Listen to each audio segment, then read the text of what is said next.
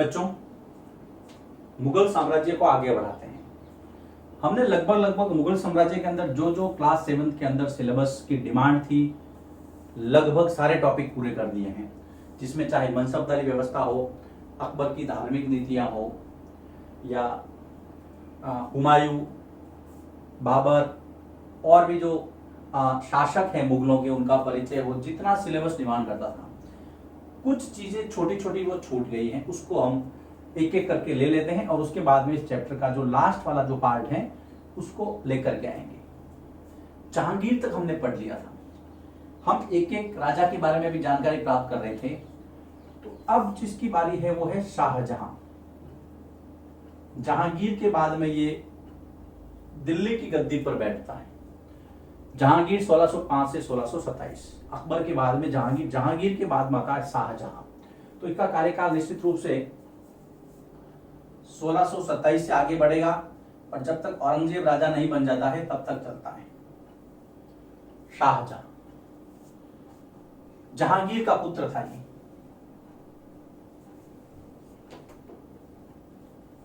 जहांगीर का पुत्र कौन? शाहजहां जहांगीर का पुत्र था। इसके बचपन का नाम खुर्रम था। बचपन का नाम खुर्रम। देखो बेटा, जब मैं आपकी तरफ पढ़ता था तो दो शब्द मुझे बार बार परेशान करते थे। एक तो ये खुर्रम और एक इससे मिलता जुलता एक और नाम था जिसका नाम था खुसरो। मैं हमेशा कंफ्यूज रहता था कि यार ये खुर्रम ये शाहजहां है या खुसरो शाहजहां है कि क्या है। दोनों के अंदर बिल्कुल ऐसा मुझे सेम लगते थे। ये मेरी प्रॉब्लम थी, हो सकता है आपकी प्रॉब्लम नहीं हो। तो जो मैंने महसूस किया था तो मैं समझता हूं आप भी इन चीजों पे थोड़ा सा फोकस करें। ये जो खुसरो जो था वो जहांगीर का सबसे बड़ा बेटा था। जहांगीर का ज्येष्ठ का मतलब समझते हैं ना आप, बड़ा। सबसे बड़ा बेटा कौन था? खुसरो। जहांगीर के 4 पुत्र थे। अब मैं नाम बारी बारी से लिखता हूं। सबसे बड़ा खुसरो हो गया, फिर था परवेज, उसके बाद में था खुर्रम और सबसे लास्ट में था शहरयार। अब आपको नाम मिल गया होगा, अब कोई कंफ्यूजन नहीं। ये भाई साहब यहां पे बैठे हैं और ये यहां से राजा बने। सबसे ज्यादा महत्वाकांक्षी था चारों भाइयों में। खुसरो ने भी विद्रोह किया था जिसको बाद में मार दिया गया। लेकिन जहांगीर के बाद में अगर दिल्ली के तख्त पर, दिल्ली के सिंहासन पर कोई बैठा वो था शाहजहां, जिसका नाम था खुर्रम। खुसरो इसका बड़ा भाई था। ठीक है, आगे चलते हैं। इस शाहजहां ने दक्षिण भारत में लंबा सैन्य अभियान चलाया। दक्षिण भारत में लंबी लड़ाइयां लड़ी, लंबा सैन्य अभियान चलाया। दक्षिण में इसने रुचि ली। अब मुगल सम्राट दक्षिण भारत में रुचि लेने लगे थे, जिसकी शुरुआत बहुत अच्छे तरीके से इसने की थी। किसने? शाहजहां ने। 1632 में ये अहमदनगर जीतता है। 1632 में दक्षिण की एक रियासत थी अहमदनगर, इसको जीता। देखिए इसका नाम मैं इसलिए लिख रहा हूं क्योंकि ये आपकी किताब में दिया हुआ है। उसके बाद में इसके जो अंतिम वर्ष थे शासनकाल के 1657-58, इस समय इसके चारों पुत्रों के अंदर लड़ाइयां होती है जिसको कहा जाता है उत्तराधिकार युद्ध। शाहजहां के शासनकाल में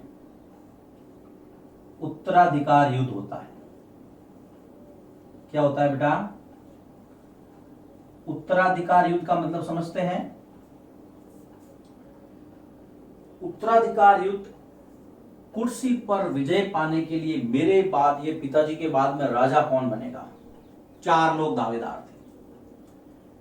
उत्तराधिकार युद्ध किस किस के बीच में हुआ? एक तो था दारा शिकोह।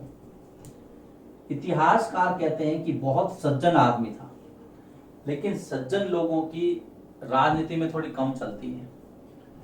वहां पर तो छल कपट, लड़ाई जीतने वाला, ये इनके इन प्रकार है, अपनी कुर्सी बचाने वाला चाहिए। उत्तराधिकार युद्ध में था दारा शिकोह, इसके साथ में इसका भाई शाह शुजा। दारा शिकोह, शाह शुजा, एक और भाई साहब थे मुराद बख्श, और उसके बाद में सबसे महत्वपूर्ण नाम औरंगजेब। औरंगजेब उत्तराधिकार युद्ध में इन चारों के बीच में लड़ाइयां हुई। कई लोगों ने इनका पक्ष लिया, कई इनका पक्ष लिया। दो महत्वपूर्ण युद्ध होते हैं धर्मत और सामूगढ़ के। और उत्तराधिकार युद्ध में जो विजय श्री मिलती है, ये जो उत्तराधिकार युद्ध था, इसके अंदर जो व्यक्ति जीतता है उसका नाम है औरंगजेब। औरंगजेब की विजय होती है इस उत्तराधिकार युद्ध में, और शाहजहां के बाद में दिल्ली की गद्दी पर किसका कब्जा हो जाता है? औरंगजेब का। उत्तराधिकार युद्ध में धर्मत और सामूगढ़ की जो लड़ाइयां होती है उसमें ये जीतता है। सबसे सज्जन व्यक्ति जिसको दारा शिकोह कहा, बहुत अच्छा आदमी, बताते हैं इतिहासकार, अकबर की तरह धर्म सहिष्णुता। लेकिन औरंगजेब जो धार्मिक कट्टरता वाला व्यक्ति था, उसके हाथ में दिल्ली की गद्दी आती है 1658 से 1707। 1658 से 1707 ईस्वी, जब तक ये मरता नहीं है तब तक गद्दी पर बैठता है। कौन? औरंगजेब। अब औरंगजेब के बारे में हम कुछ बातें पता करते हैं। सबसे पहले बेटा, एक तो यह स्वभाव से धार्मिक कट्टरवादी था।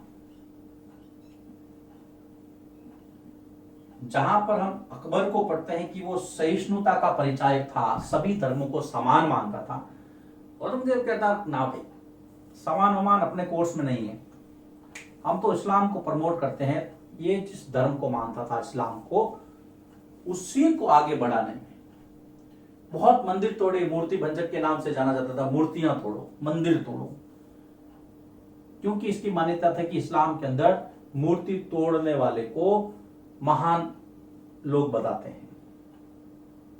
तो पहला तो कि धार्मिक स्वभाव से बड़ा कट्टर था। फिर इसकी जंग हुई थी मराठा शासक शिवाजी से। शिवाजी उस समय इसके जबरदस्त प्रतिद्वंदी थे, तो शिवाजी से इसकी लड़ाइयां इतिहास में बहुत प्रसिद्ध हैं। शिवाजी को ये ज्यादा समय तक अपने नियंत्रण में नहीं रख पाया था। शिवाजी से इसका लंबा प्रतिरोध चला। किसका? औरंगजेब का। शिवाजी से लंबा संघर्ष चला। एक बार पुरंदर की संधि के तहत शिवाजी को औरंगजेब के दरबार में भी लाया गया, लेकिन शिवाजी को धोखे से कैद किया गया, तो शिवाजी बाद में वहां से भाग निकले। आगरा के किले में शिवाजी को कैद किया, लेकिन शिवाजी भाग निकले। आप लिख सकते हैं कहां पे कैद किया था? आगरा के किले में। आगरा के किले में शिवाजी को कैद किया। शिवाजी को कैद किया, लेकिन शिवाजी वहां से भाग निकले थे।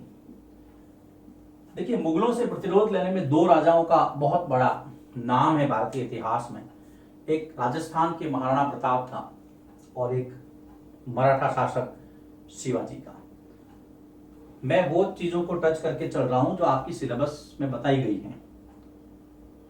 आगे चलते हैं। इसके समय राजकुमार अकबर का विद्रोह, आपको होगा सर अकबर ये वापस कहां से आ गया, क्या जिंदा हो गया? नहीं, इसके बेटे का नाम भी अकबर था। औरंगजेब के समय में राजकुमार अकबर का विद्रोह हुआ था। ये सब पुत्र ऐसे ही थे,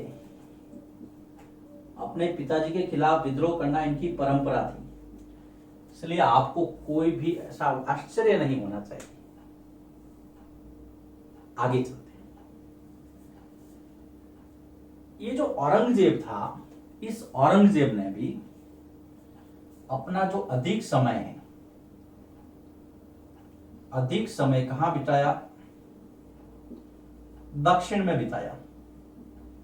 दक्षिण का मतलब दक्षिण भारत में बिताया। इतिहासकार ये कहते हैं कि औरंगजेब को दक्षिण के नासूर ने बर्बाद कर दिया। दक्षिण का नासूर कहते हैं अगर शरीर के ऊपर कोई फोड़ा वगैरह हो जाए और वो ठीक नहीं हो दवाइयां करने के बावजूद भी, और लास्ट में वो नासूर ही आपके मौत का कारण बने। औरंगजेब के साथ भी ऐसा। औरंगजेब ने दक्षिण भारत में बहुत रुचि ली, 25 वर्ष से भी ज्यादा समय दक्षिण भारत में बिताया, वहां पर पैसा खर्च किया, सेना लगाई, समय बिताया। अपने बड़े बड़े जो प्रशासक कुशल सेनानायक थे, जो प्रशासनिक रूप से दक्ष थे, उनको लगाया, उनके लिए दुश्मनियां मोल ली, नतीजा कुछ नहीं निकला। तो देखिए बेटा, वापिस मैं आपको कहोगे सर ये पता नहीं आपने क्या से एक इसके अंदर घुसेड़ दिया से, सब कुछ क्लियर करता हूं, टेंशन मत लीजिए आप। शुरुआत हमने की थी शाहजहां से। शाहजहां के बारे में, जहांगीर का पुत्र, बचपन का नाम खुर्रम, दक्षिण भारत में विजय अभियान चलाया, 1632 में अहमदनगर जीतता है। इंपॉर्टेंट फैक्ट है, याद रखना। इसके बाद में खुर्रम का जब नाम आया था तो मैंने खुसरो का भी जिक्र करना उचित समझा था। ये खुसरो इसके बड़े भाई थे, है ना, जहांगीर का ज्येष्ठ पुत्र था ये, तो शाहजहां का भाई हो गया। 3 भाई और थे, परवेज, खुर्रम और शहरयार। तो इसके साथ में इसका संघर्ष हुआ था, लेकिन शाहजहां थोड़ा ज्यादा योग्य निकला, ज्यादा चतुर था, गद्दी पर बैठा। जब इसका अंतिम समय आया, 1658 के लगभग समय आया, तो उत्तराधिकार का युद्ध होता है जिसमें चारों भाई हिस्सा लेते हैं, दारा शिकोह, मुराद बख्श, शाह शुजा और औरंगजेब। और जीत किसकी होती है? औरंगजेब जीतता है। ये औरंगजेब आपका, ये अब औरंगजेब को लेकर के मैंने बहुत सारी बातें बताई आपको। सबसे पहला, स्वभाव से धार्मिक कट्टरवादी था। दूसरा, शिवाजी से इसका लंबा संघर्ष चला। शिवाजी को आगरा के किले में कैद किया था, लेकिन शिवाजी कैद नहीं रहे ज्यादा समय तक। राजकुमार अकबर का विद्रोह हुआ था औरंगजेब के समय, इसका बेटा था। चौथी, बहुत अधिक समय कहां बिताया? दक्षिण भारत में बिताया, ज्यादा पैसा, ज्यादा सेना खर्च की। इतिहासकारों ने कहा औरंगजेब को दक्षिण के नासूर ने बर्बाद कर दिया। जैसे नेपोलियन के लिए कहा जाता है ना, स्पेन के नासूर ने उसे बर्बाद कर दिया, वैसे ही यहां पर भी ठीक लगभग वही बात थी। दक्षिण भारत में इसने बहुत ज्यादा खुद को लगा दिया था, खुद का जो पावर, खुद की जो शक्ति है, जो रिसोर्सेज है, वो ज्यादा वहां पर लगा दी थी। अब देखिए, औरंगजेब की कुछ दक्षिण अभियान की जब चर्चा होती है तो 2 या 3 जगहों का चर्चा करना जरूरी है, क्योंकि आपका किताब में दे रखी है और मैं भी समझता हूं कि वो आपको पता होना चाहिए, क्योंकि जब आप आगे बढ़ेंगे इसी किताब में तो आपको वो चीजें पढ़नी पड़ेगी। एक तो बीजापुर और गोलकुंडा, दक्षिण भारत की 2 महत्वपूर्ण रियासतें थी, उन दोनों को इसने जीता था 1685 और 1687 में। तो मैं यहां लिखूंगा औरंगजेब की, है ना, ये औरंगजेब ही चल रहा है। 1685 में और 1687 में। 85 में जीता था बीजापुर और 87 में जीता था गोलकुंडा। ये दोनों विजय आपको औरंगजेब की ध्यान में रखनी है, बीजापुर की और गोलकुंडा की।